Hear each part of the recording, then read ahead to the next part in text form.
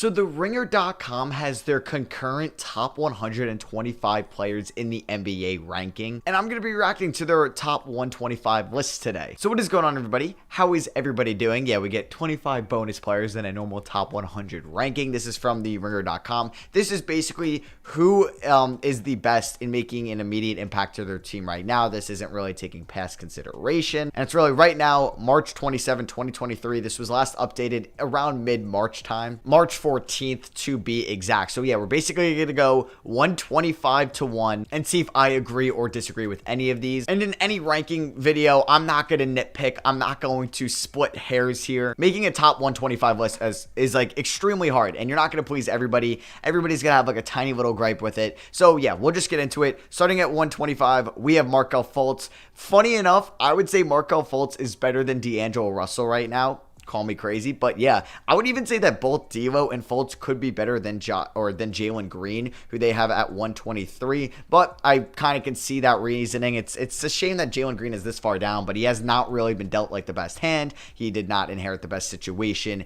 in Houston, and he's going to improve over time. I'm sure he's going to be in the top 80 next year if the Rockets do improve their team in the offseason. We have Harrison Barnes going in there at 122. Not as much of a defensive player now, but he's still a veteran wing. Not going to really argue about this one too much. Kelly Olynyk at 121. It's crazy that you can make an argument that Kelly Olynyk is a better player than like Jalen Green right now. Does he have a higher ceiling? Hell no. Hell no. Jalen Green's peak is going to be 30 times, tenfold Kelly Olynyk's peak. But right now, you can maybe make that argument like you're trying to win a game 7. Do you want another Jalen Green on your team?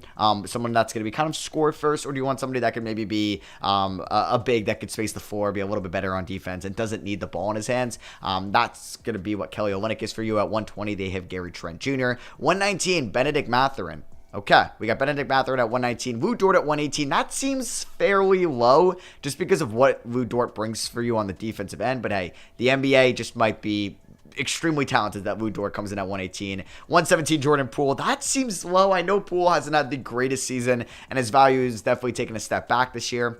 But yeah, I think I would say right now I'd rather have Jordan Poole and Lou Dort over Bogdan Bogdanovic at 116, maybe even Grant Williams at 115, because Grant Williams, I think, like, offense hasn't really improved so much this season. Now, you could value his defense over Bogey, over Poole, but not over Lou Dort. Maybe that's just me liking Lou Dort more than other people, but I think I'd rather have Lou Dort than Grant Williams right now. Terry Rozier at 114. Shout out to the Trey Murphy love at 113. That still feels kind of low just because Trey Murphy's been really good this season. Even Rozier at 114 could be low as well. 112, Mitchell Robinson. 111, Quentin Grimes. Mitch Rob's a weird player because he's a solid center, but you probably could make it's a tough argument to have him in your top 20 center list in the NBA. Quentin Grimes at 111. I think he's a perfect 3-and-D guy. It's weird to see him that high ahead of Lou Dort, but I guess the efficiency thing could end up being an issue. DeAndre Hunter, who got that extension from the Hawks last offseason, coming in at 110 is probably a little bit disappointing to Hawks fans. 109, John Collins as well. Probably was a top 70 player impact-wise just a few years ago back in like 2020, and his role has definitely diminished this year in his age 25 season. Jalen Williams, man, he's going to finish second in Rookie of the Year voting at 108. We have Jonas Valanciunas at 107, Jared Vanderbilt at 106. There's a couple guys maybe below here that I'd prefer maybe over Jared Vanderbilt if you're looking even at like a defensive side of things, but Vanderbilt, he's going to be a little bit overrated now that he's an LA Laker. It's not his fault, and he's a good player. I loved him in Minnesota, really liked him in Utah. I kind of wanted my Knicks to get him if the Timberwolves were trading him, and it's what happened. And I liked him coming out of Kentucky as well. But Toom at 105, honestly, I think I disagree with this. I know he's a smart player. He's a veteran, not a bad shooter. I just think I'd prefer a lot of these guys below him right now, like a Quentin Grimes, maybe Lou Dort for his defense, maybe even a Grant Williams for his defense, or DeAndre Hunter, just because of, the defensive impact. Like, when you're getting into these guys at the hundreds, like, I'm not looking for a shot-creating scorer that's going to be a top 3 scoring option on the team. I'm looking for one of those glue guys, the gel guys, a good role player that can knock down your threes, but also be a really good defender. And maybe you're taking Nick Batum's defense. Just at age 34, I'd prefer maybe somebody younger. We got Walker Kessler at 104. He's been like more than anything that the Jazz could have imagined, especially trading Rudy Gobert for him. And it might take like Kessler this season over Gobert. Now, probably not, but going forward, yeah, especially the contract that they're getting Kessler on. Dylan Brooks at 103. I think I'm taking a lot of players below Brooks. I know he's a good defender, but he could really shoot you out of games, and that scares me. 102 Cam Johnson, that seems kind of low, but maybe the NBA is just that talented. We'll get into who the top 100 is. Şengün at 101. Okay. Yeah, he's had his like spurts this season of like, okay, this is like one of the next great centers in the league, and then maybe takes a step back. But like Jalen Green, I mentioned before, just a terrible situation in Houston. Hoping they're better next year. And if they end up with Wemby, I'm intrigued on to see how him and Şengün are going to work out. We have KCP at 100, Dinwiddie at 99, who is trending down. Okay, since coming over basically to Brooklyn. Bobby Portis at 98, Tobias Harris at 97. I think if we're looking at those two right there, I'd maybe prefer Bobby Portis. RJ Barrett at 96, Quickly at 95. Oh, man. The thing is, both of them can shoot you out of games. Because I was like, Quickly can shoot you out of games, but so can RJ. RJ just needs to realize he's not a great three-point shooter and needs a little bit less tunnel vision because he could be a solid playmaker because he has that passing ability. Quickly, we've seen spurts from him. He's going to be in that 6 man of the year conversation. Jordan Clarkson at 94. Vucevic at 93. Wow, Pirtle ahead of Vuce. I guess you're looking at that on the defensive end just as a rim protector. That's what you prefer. Caruso at 91.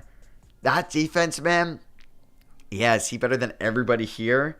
That's tough. Like, would you have Caruso or Jalen Williams right now? I don't know. I think I might go Jalen Williams. But I know Caruso's a great defender, great role player. That's what you want kind of down here. Christian Wood at 90. I mean, I feel like Christian Wood fits in that bucket of the guys below here. Like, Jordan Poole. How is Christian Wood 20 spots ahead of Jordan Poole? If you know you're getting more of an offensive impact than a defensive impact. I don't know about that one. Clint Capella here at 89. Kevon Looney at 88. Jaden McDaniels, who's a riser at 87. We know all like how he's been such an improved defender this year and is one of the best perimeter defenders and on-ball defenders in the league. Steven Adams at 86. He's been so important to the Grizzlies. We've seen how they've been without him, but yeah, he's coming in there. 85. Zubats. Okay, Norm Powell 84. Wendell Carter 83. Some interesting rankings there. Maybe Clint Capella is just like we know what he's been for so long that he's just not exciting that we're not putting him up there. Kevon Looney at 88. Derek White at 82. Maybe should be a little bit higher up. But yeah, the NBA's, it's got crazy amount of talent. Keldon Johnson at 81. Yeah, he's still got to continue to improve. I'm starting to lean like more Devin Vassell over Keldon Johnson. Mike Conley falls there to 80. Brogdon 78. Hunter 70 or Aiden 77, Horford 76. I know how important Horford is. I just don't know if I can agree with Horford making an impact over some of the guys below him. But I get the impact he makes for a championship team, not as a top 3 option, but kind of a supporting piece. Josh Giddey at 75, Kuzma at 74, Cade at 73. I'm surprised he's even in this ranking due to him basically missing the whole season. So yeah, this is an overall ranking. This is not just this season since we have Cade in here. You have Franz at 72. Whoa. That seems kind of low. Bojan at 71. Hero at 70. I think like because maybe a lot of people don't like him, Hero is technically underrated in the NBA in my opinion. Scotty Barnes at 69. He's giving you the defense. He's giving you kind of the passing. Not a good floor spacer.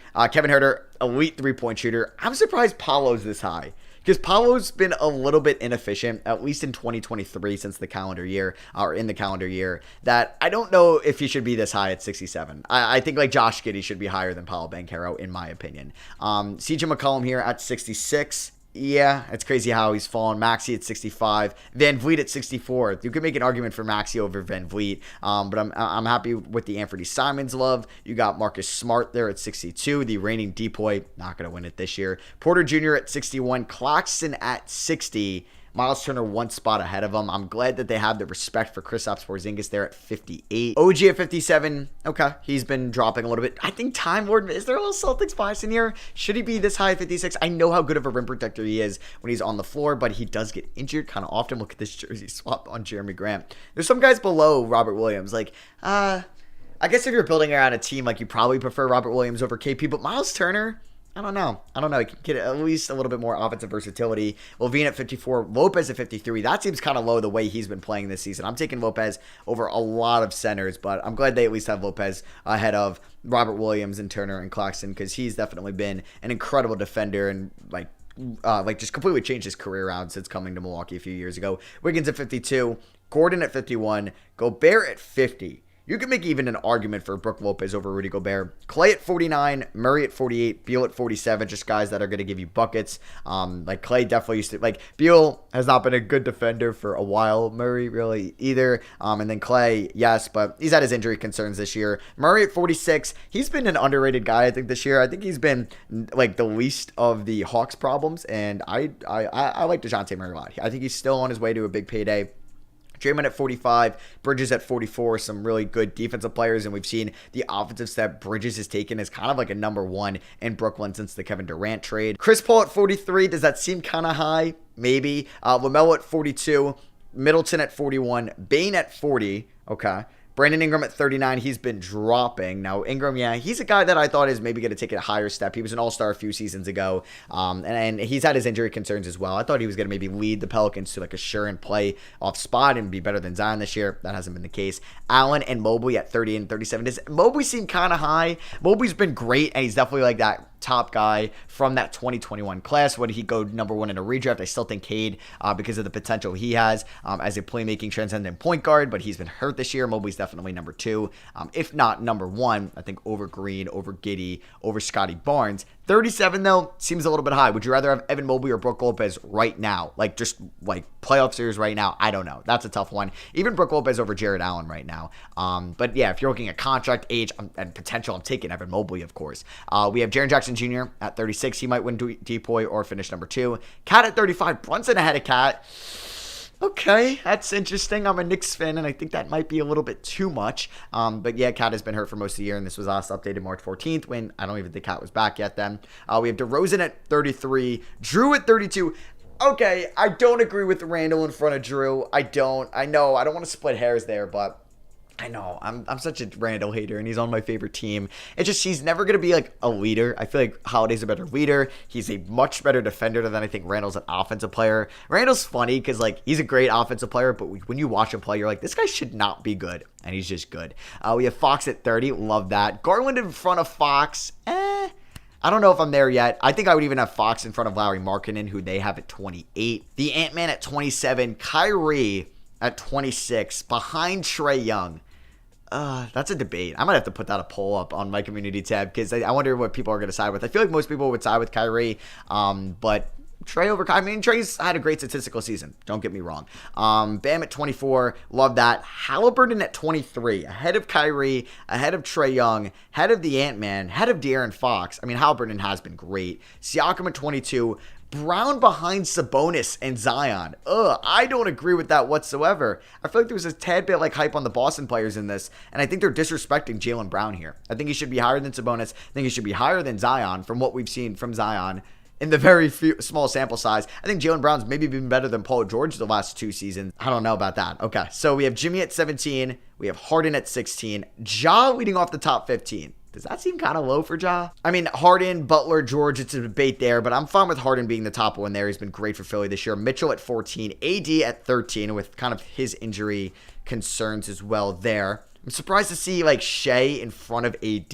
Maybe that's, we've come to that. But we have Donovan Mitchell at 14, Shea at 12, Booker at 11. That's going to be like a fun ranking going forward on who people have as kind of their 1, 2, and 3 there. Like a start bench cut there could be fun.